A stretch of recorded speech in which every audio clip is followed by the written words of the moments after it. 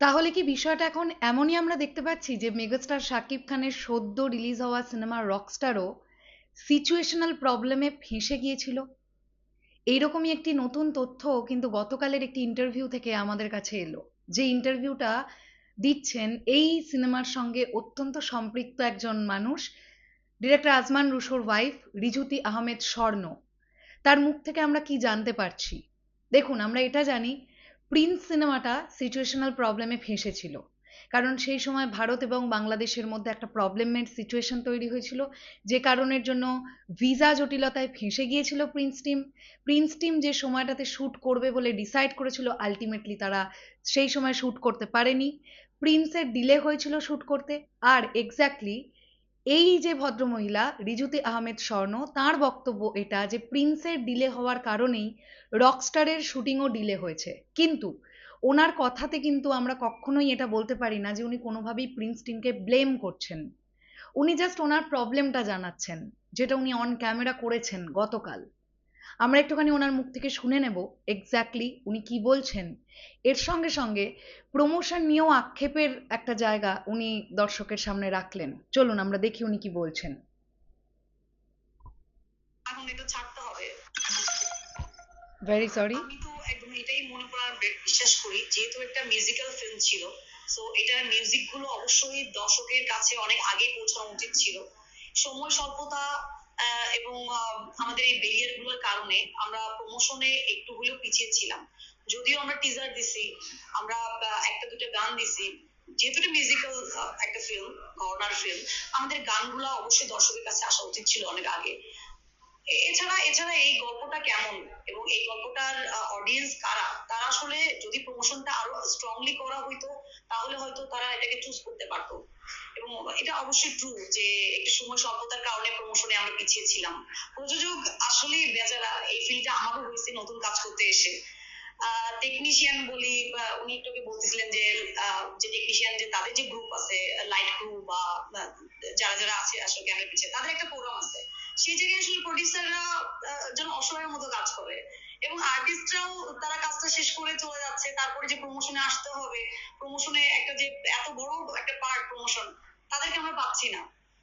মানে celebrity big caste, তার কথা যেমন বলবো, ঠিক তেমনি বলবো যে প্রো আর্টিস্ট যারা আছে তারা কেউই আসলে প্রমোশনে এতটা ইন্টারেস্ট ফিল করতেছে না। তাহলে কি সব দায় প্রযোজকের? আমাদের সিনেমাটা যখন আমরা লক করি, গল্পটা যখন লক হয়, তখন আমাদের শুটিংটা করার কথা ছিল ফেব্রুয়ারির 10 তারিখ থেকে। 10 থেকে 15 মধ্যে আমরা শুটিং এ নেমে যাব, এটাই আসলে আমাদের একদম গল্প লক হওয়ার পরে এটাই আমাদের প্ল্যান ছিল।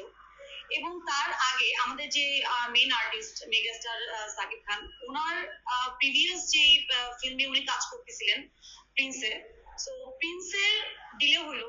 ওদের ওদের দেশের বাইরে শুটিং ছিল, তো ওরা ভিসা জটিলতার কারণে এবং দেশের অন্যান্য কিছু কারণে ওদের শুটিংটা পিছাইতে পিছাইতে আসলে আমাদের যে শিডিউলটা ছিল, ওই শিডিউলের মধ্যে যেহেতু উনি একটা কাজ ধরে ফেলেছেন, যেহেতু ওনার ঈদে, রোজার ঈদে আসবে সিনেমাটা, সো ওই সিনেমাটা কমপ্লিট না করে উনি আমার সিনেমায় ঢুকতে পারতেছেন না। এই কারণেই আসলে আমাদের সিনেমাটা পিছাইতে পিছাইতে চলে আসলো এপ্রিলে, মার্চে চলে আসলো।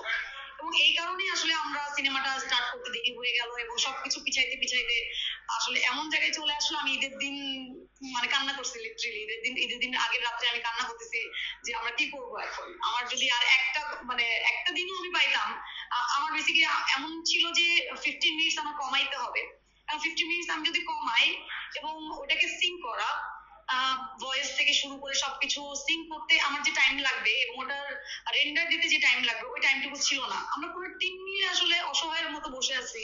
আমার কিছু করার নাই, আমার এখন এটা ছাড়তে হবে। তো অনেকগুলো অজানা প্রযোজকের বক্তব্য, মানে প্রযোজকের যে অজানা কথাগুলো বা অবলা কথাগুলো, অব্যক্ত কথাগুলো যেগুলো উনি ব্যক্ত করলেন, সেগুলো আমরা জানতে পারলাম যে রকস্টার টিম তার মানে সিচুয়েশনাল প্রবলেমেই ফেঁসেছিল, যেহেতু প্রিন্সের ডিলে হয়েছিল শুটিং কমপ্লিট করতে, রকস্টার ফ্লোরে ঢুকতে দেরি হয়েছিল। সেই কারণের জন্য রকস্টার টিম হ্যাপি নয় তারা তাদের প্রমোশন নিয়ে, বা তাদের রিলিজের আগে প্রচুর রকমের অবস্ট্রাকলস, প্রচুর ট্রাবল ফেস করতে হয়েছে, যেটা কিন্তু রিজুতি আহমেদ স্বর্ণ তিনি ওপেনলি ক্যামেরার সামনে বললেন। তো এই পুরো বিষয়টাকে নিয়ে আপনাদের কি বক্তব্য সেটা অবশ্যই কমেন্ট সেকশনে জানান।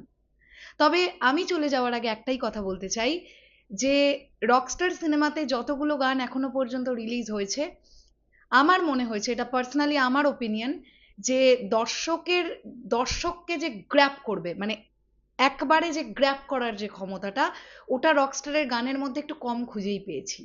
মানে রকস্টারের গানগুলো এমন একটু স্লো পয়জনিং করা গান, মানে আপনি যদি বারবার শোনেন, শুনতে শুনতে আপনি পছন্দ করবেন গানটাকে। ওই একবারে একটা গান শুনেই যে ভাই কি হয়ে গেল, ভাই এটা দুর্দান্ত, ওই ব্যাপারটা রকস্টারের ক্ষেত্রে একটু বোধহয় মিসিং লেগেছে। এটা আমার পার্সোনাল ওপিনিয়ন, আপনাদেরটা ডেফিনেটলি আলাদা হতে পারে। শেষ করলাম ভিডিওটা, আসছি আবার খুব শিগগিরই, তাহলে এখনের জন্য টাটা।